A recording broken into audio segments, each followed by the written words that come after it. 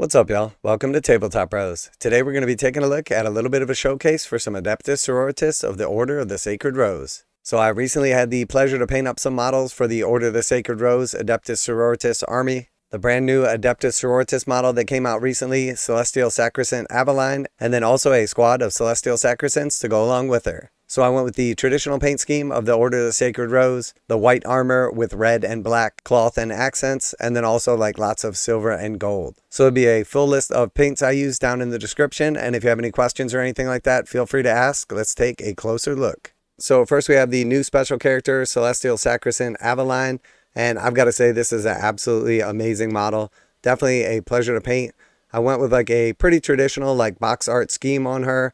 I did add in like a little bit of extra like metallic kind of heat effect on like the sword and like the flamer bits, but really fun model, tons and tons of detail. So essentially kept her like pretty standard box art. She has tons and tons of detail. Absolutely amazing model, pleasure to paint.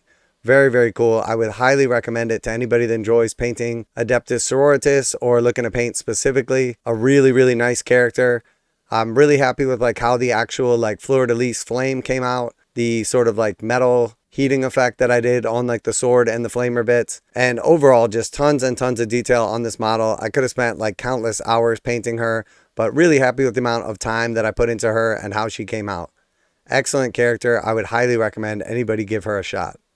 And next we just have like your standard model. This is going to be like your squad leader, the Sororitas Superior. And again, really cool models right here. This one is armed with the actual spear, and then of course a flamethrower as well.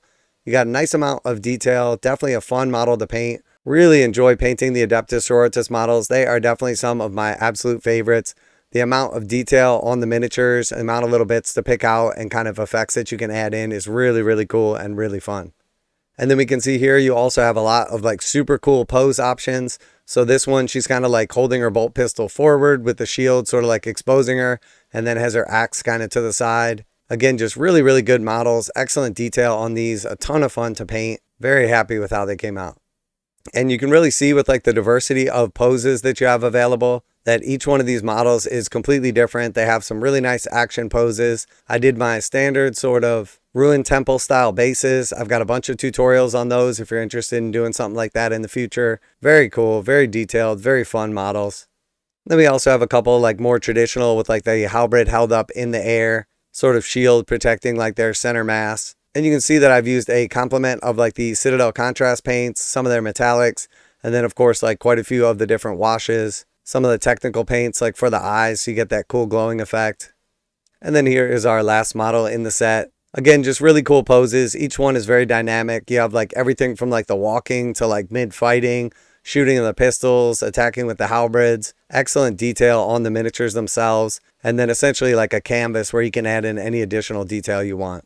So very fun group of models to paint, very cool paint scheme, definitely enjoy this one. This is a part of a much larger army, so a very nice addition. Not sure if it's luck or fate specifically that Celestial Sacresant Saint Aveline is part of the Sacred Rose. And definitely looking forward to getting into a little bit of the lore and reading up on her and her backstory as she now has her own novel as well. But I think the Sacresants are already like one of my favorite groups of models in the Adepta Sororitas model range. So having the opportunity to paint some up with the Celestial Sacresant Aveline to match was definitely an opportunity that I've been waiting on. It was a load of fun, really happy with how they came out. And if you are curious about any of the basing or paint job details, I'll have a list of paints down in the description. I also have quite a few tutorials on how I do the armor using like the Citadel contrast paints, how I do the various metallics, and then also creating these custom bases as well. And then again, I used a combination of the Citadel contrast paints to do the fire on the fleur-de-lis. And then I did sort of like freehand in a little bit of the extra like heating effect on the metallics with those kind of purples and blues. And I think that adds a bunch of effect.